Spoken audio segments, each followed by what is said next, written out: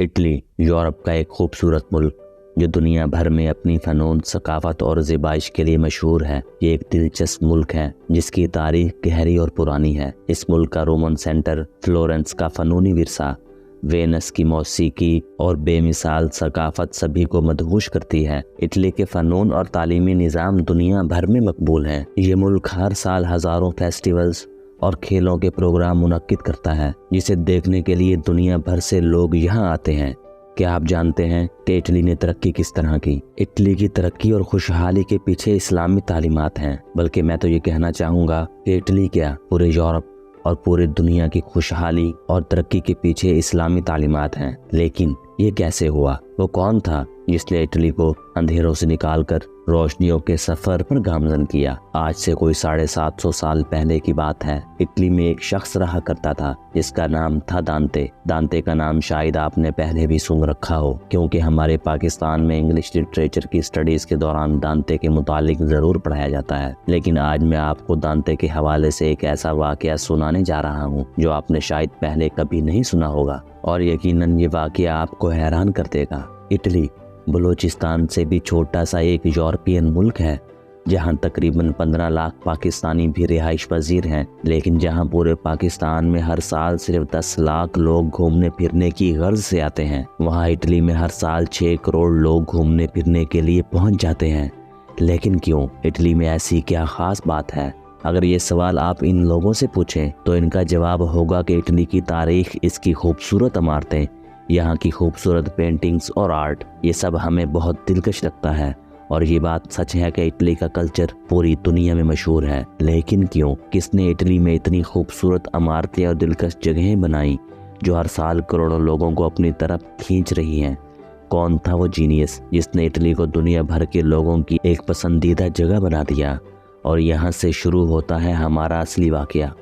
16ویں صدی کے اٹلی کی بات ہے کہ فلورنس شہر میں ایک تحریک شروع ہوئی جسے دنیا رینائسنس کے نام سے جانتی ہے۔ آپ نے شاید اس کا اردو نام بھی سن رکھا ہو، یورپ کی نشاط ثانیہ، یعنی وہ تحریک جس میں یورپ والوں نے نئے نئے علوم ڈھونڈے، خوبصورت عمارتیں بنائی، انتہائی خوبصورت پینٹنگ ڈیزائن کی، جن میں سے کچھ پینٹنگز کے نام تو آپ نے یقیناً سن رکھے ہوں گے، مثلاً مونالیزا یا پھر کریشن آف آدم۔ لیکن کون تھا اس تحریک کے پیچھے جس نے یورپ کو ڈارک ایجز سے نکال کر رینیسانس کے دور میں داخل کیا؟ آپ کو رینیسانس کی سب سے بڑی ایجاد کا پتہ ہے؟ جی، پرنٹنگ پریس۔ آپ جانتے ہیں کہ پرنٹنگ پریس میں چھپنے والی سب سے پہلی کتاب کون سی ہے؟ گوٹنبرگ بائبل، جو اپنے چھاپے جانے کے بعد دھڑا دھڑ یورپ کی گلیوں میں بٹنے لگی، اور جس کی وجہ سے کرسچینٹی آج یورپ کا سب سے بڑا مذہب بن چکی ہے۔ اب آپ کو اندازہ ہوگا کہ رینیسانس نے دنیا کو کس طرح بدلا۔ کیا آپ جانتے ہیں کہ اس تحریک رینیسانس کو ٹریگر کرنے والے شخص کا نام دانتے الغیہری تھا؟ 13ویں صدی میں پیدا ہونے والا ایک اٹالین رائٹر۔ دانتے سے پہلے اٹلی کے لٹریچر کی زبان تھی لاطین، جبکہ عام عوام تو اٹالین بولا کرتی تھی۔ اس کا مطلب یہ ہوا کہ تاریخ، فلسفی اور مذہب پر لکھی گئی ہر چیز صرف اور صرف ایک خاص طبقے تک ہی محدود ہو کر رہ گئی تھی، یعنی کہ وہ طبقہ جو لاطین لکھنا اور پڑھنا جانتا تھا، یعنی اٹلی کی صرف اور صرف ایلیٹ کلاس، اور وہ لوگ عام عوام کے ساتھ اپنے ان علوم کو شیئر نہیں کرتے تھے۔ لیکن دانتے اٹالین کے کافی سارے لہجوں سے واقف تھا، لہٰذا اس نے عام لوگوں میں بولے جانے والے اٹالین کے تمام لہجوں کو اکٹھا کیا اور بالکل سادہ سی اٹالین زبان میں اپنی ماسٹر نظم لکھی، دی ڈیوائن کامیڈی۔ اس نظم کی 14,000 لائنز میں دانتے نے جو سادہ اٹالین زبان استعمال کی تھی، وہ زبان آج تک اٹلی میں بولی جا رہی ہے۔ اس لیے آج بھی اٹالین کو لینگویج دا دانتے کہا جاتا ہے، یعنی دانتے کی زبان، اور دانتے کو آج بھی اٹلی کے لوگ سومو پوئٹا کہتے ہیں، یعنی ایک سپریم رائٹر۔ دانتے کی ڈیوائن کامیڈی نے عام آدمی اور ایلیٹ کلاس کے درمیان زبان کے اس بیریئر کو توڑ دیا تھا۔ فلورنس کے دوسرے لوگ بھی سوچنے سمجھنے پر مجبور ہو گئے۔ زندگی محض کھانے پینے اور سونے جاگنے کا ہی نام نہیں ہے، اور یوں دانتے یورپ میں پڑھا جانے والا واحد رائٹر بن گیا۔ واحد اس لیے کیونکہ دانتے کا سٹائل کاپی نہیں ہو سکتا تھا، کوئی اور رائٹر دانتے کی طرف لکھ ہی نہیں سکتا تھا۔ لیکن آخر ایسا کیا تھا ڈیوائن کامیڈی میں جس نے یورپین لوگوں کے سوچنے کا انداز ہی بدل دیا؟ انفیکٹ میں اور آپ تو کامیڈی کسی مزاحیہ سی بات کو کہتے ہیں، لیکن نہیں، ڈیوائن کامیڈی میں کچھ بھی مزاحیہ نہیں تھا۔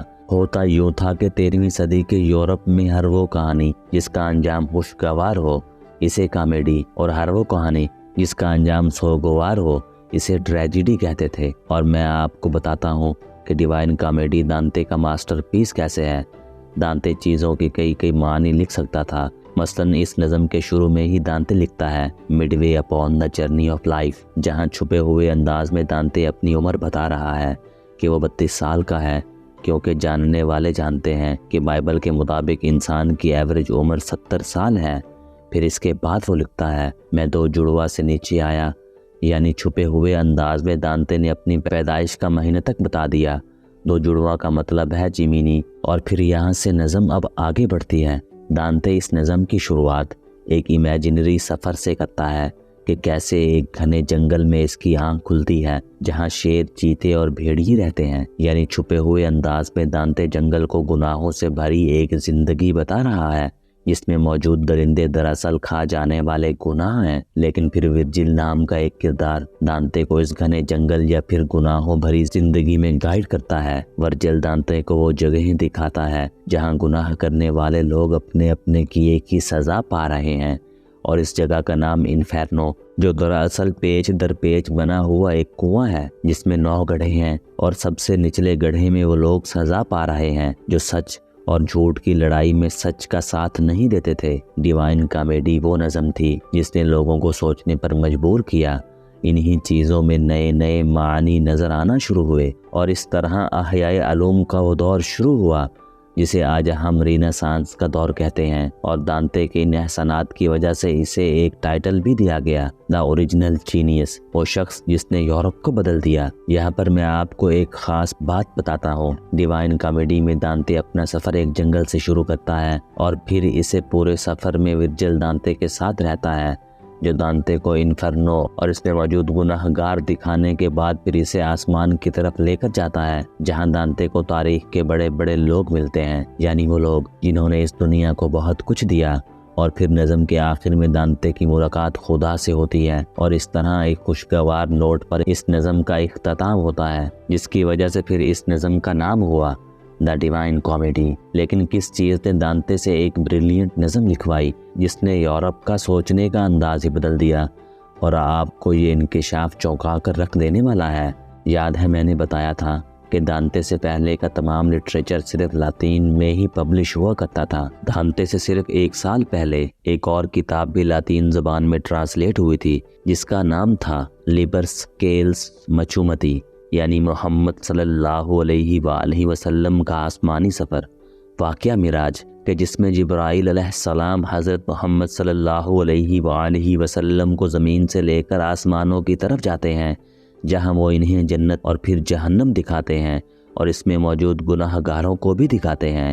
ایک ایسا سفر کہ جس میں محمد صلی اللہ علیہ وآلہ وسلم ہر آسمان میں ایک بزرگ نبی سے ملتے ہیں، وہ لوگ جنہوں نے اس دنیا کو بہت کچھ دیا، اور پھر جبرائیل علیہ السلام محمد صلی اللہ علیہ وآلہ وسلم کو لے کر سدرۃ المنتہا تک جاتے ہیں، کہ جس سے آگے پھر خدا ہے۔ یورپ کی نشاط ثانیہ وہ تحریک ہے جس نے لوگوں کو سوچنے پر مجبور کیا، وہ تحریک ہے جس نے یورپ کو یورپ بنایا۔ لوگ کہتے ہیں کہ اس کے پیچھے دانتے ہیں، لیکن نہیں، دانتے کے ماسٹر پیس کے پیچھے انسپائریشن ہمارے آخری نبی صلی اللہ علیہ وآلہ وسلم ہے، اور ہمارے نبی صلی اللہ علیہ وآلہ وسلم کی حدیث معراج ہے۔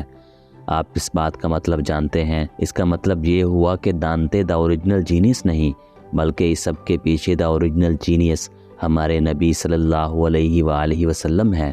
یورپ غلط تھا۔ آپ کو یاد ہے کہ دانتے نے انفیرنو کو کیسے ایکسپلین کیا تھا؟ اس نے کہا تھا کہ میں نے آگ کا ایک کنواں دیکھا ہے جس کے 9 درجات ہیں، ہر درجہ پیچ در پیچ مڑا ہوا، اور اس میں گناہ گاروں کو سزا مل رہی تھی۔ آپ کو پتہ ہے کہ دانتے نے یہ بات کہاں سے کاپی کی ہے؟ حدیث لٹریچر میں ابن عمر رضی اللہ عنہ کہتے ہیں کہ مجھے خواب میں جہنم دکھائی گئی ہے، جو کنویں کی طرح ایک گہرائی میں جا رہی تھی، اور جس کے پیچ در پیچ درجات تھے جن میں گناہ گاروں کو سزا مل رہی تھی۔ یہ حدیث بخاری میں درج ہے جس کا نمبر ہے 7030۔ آپ کو یاد ہے کہ دانتے نے آخری گڑھے میں کن لوگوں کے ہونے کی بات لکھی تھی۔ وہ لوگ جو کہ سچ اور جھوٹ کی لڑائی میں سچائی کا ساتھ نہیں دیتے تھے، وہ لوگ جو کرائسس کے وقت اپنی نیوٹرلٹی برقرار رکھتے تھے۔ آپ کو پتہ ہے کہ دانتے نے یہ بات کہاں سے کاپی کی تھی؟ سورۃ النساء کی آیت نمبر 145 سے، کہ جہنم کے سب سے نچلے درجے میں تو منافق جائیں گے اور ناممکن ہے کہ تو ان کا کوئی مددگار دیکھ لے۔ منافقین وہ لوگ سچ اور جھوٹ کی لڑائی میں سچائی کا ساتھ نہیں دیتے، وہ لوگ جو کرائسس کے وقت اپنی نیوٹرلٹی برقرار رکھتے ہیں۔ قرآن اور حدیث دا اوریجنل جینیس، کہ جن سے انسپائرڈ کتابوں نے یورپ کی قسمت بدلی، اور آپ جانتے ہیں یہ تمام لٹریچر یورپ کیسے پہنچا؟ صلیبی جنگوں کے ذریعے، یروشلم سے یورپ لے کر جانے والے قدیم ڈاکومنٹس اور عربی نسخوں کے ذریعے۔ میں ہمیشہ کہتا ہوں کہ آپ تاریخ کے کسی بھی بڑے ایونٹ کو اٹھا کر دیکھ لیں، اس کے پیچھے اوریجنل انسپائریشن آپ کو قرآن اور حدیث ہی ملے گی۔